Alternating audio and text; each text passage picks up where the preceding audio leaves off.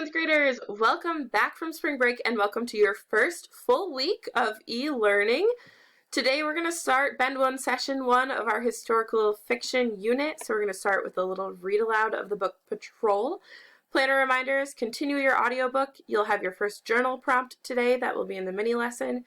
And then Flipgrid video conferences start today. So if you're one of those 5 or 6 people from each class that is on the schedule to conference with me today, make sure you start your Flipgrid video telling me the name of your book and what you're reading about, and I will conference back to you via Flipgrid by tomorrow. And then my office hours are today from 11 to 11:30. If you would like to pop by and say hi, or if you have any questions, need any sort of clarification or help, please pop onto Google Meet. The code for our meeting will be Willis ELA. Random tidbit, a duck's quack doesn't echo, and nobody knows why. Kind of a fun one. Alright, today we're doing Bend 1 Session 1. We're going to start with a little read aloud for the day. If it'll load. It's just like being back on MPSC Wi-Fi. There we go. Alright. Your learning target is that readers attend to story elements in all types of fiction reading. Obviously, we're reading historical fiction. Your success criteria is that you can identify the characters in conflict and you can explain how the conflict is connected to the time period.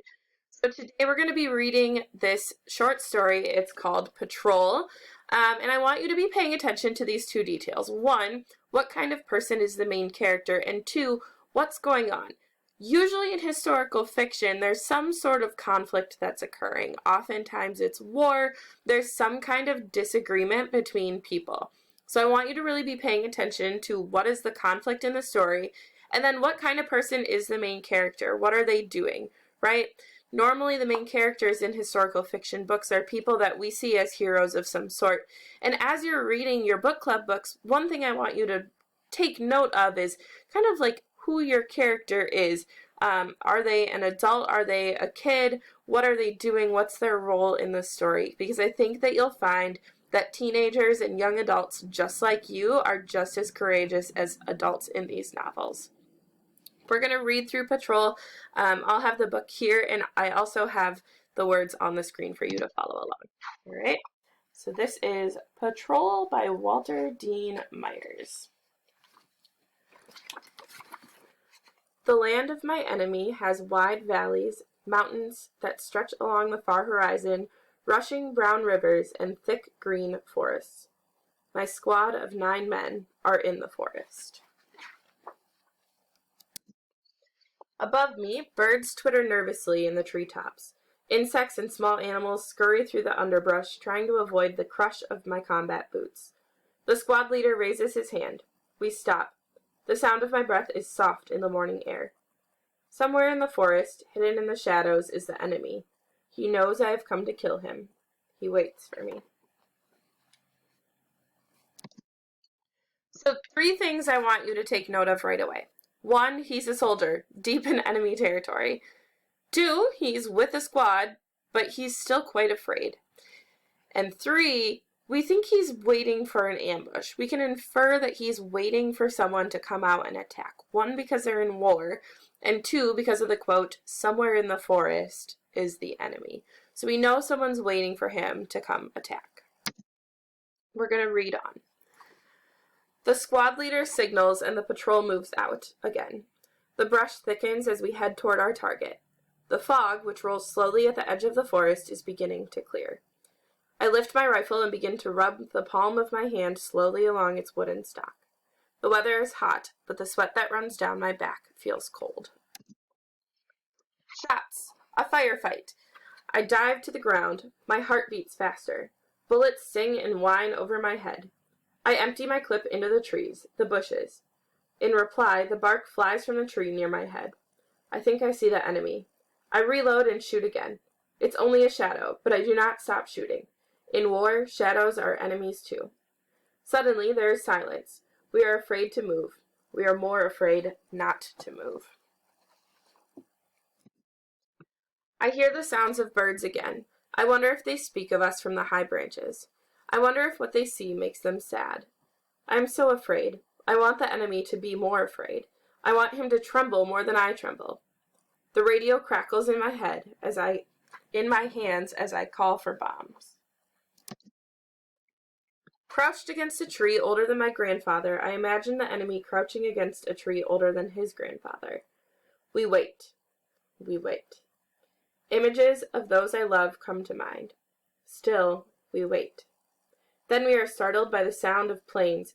We look up to them and see their shadows spreading over the valley's edge toward us.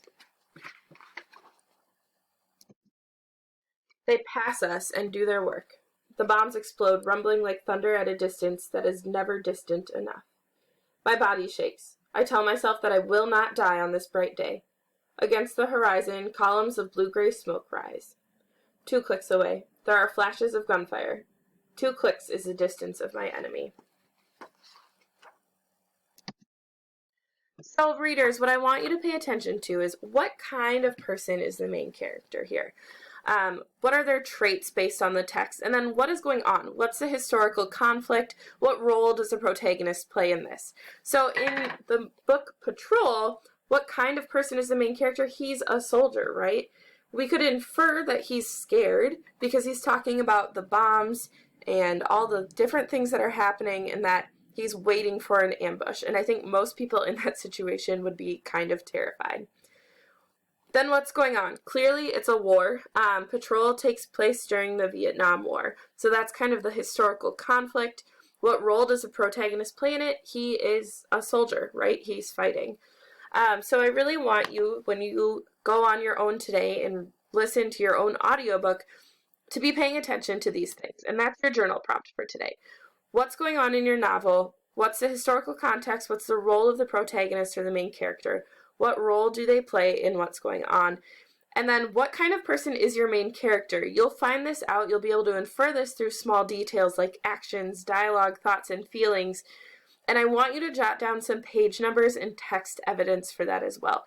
Obviously, with the audiobooks, it's going to be hard to get page numbers, but you should know based on the title of the audiobook what chapters you're reading.